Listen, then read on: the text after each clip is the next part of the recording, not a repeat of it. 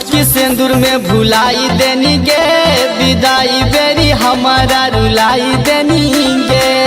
ए जान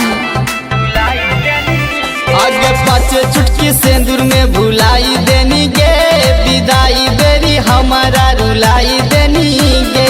तोर हर बतिया छतिया के हमार दादा हो गे जान। पियावा के घरवा का बंद पिंजड़वा जैसन लाग होए जान।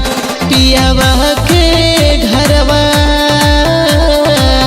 बंद पिंजड़वा जैसन लाग होए जान।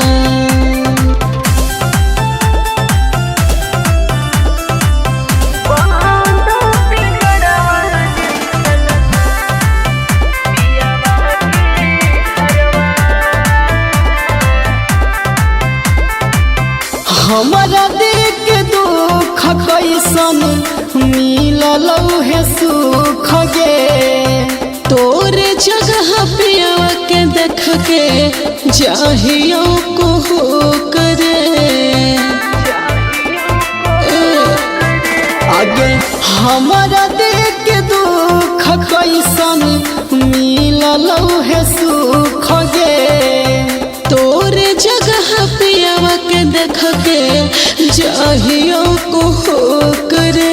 आगे सुतलो में रतिया दिल में दर्दिया जागा हो गे जान। पियावा के घरवा बोलना बंद पिंजड़वा जैसन लाग होए जान। पियावा के घरवा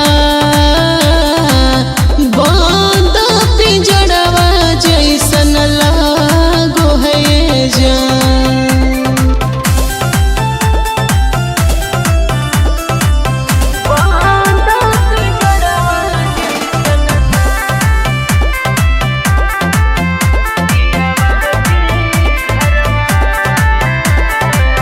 हाथ से खिलावल सब गे नहीं है भूल गे। तोर कहल बतिया आज सब हो वसूल रे। करे जा आगे हाथ से खिलावल सब गे नहीं है भूल गे। तोर कहल बतिया आज सब हो वसूल रे। आगे राम निवास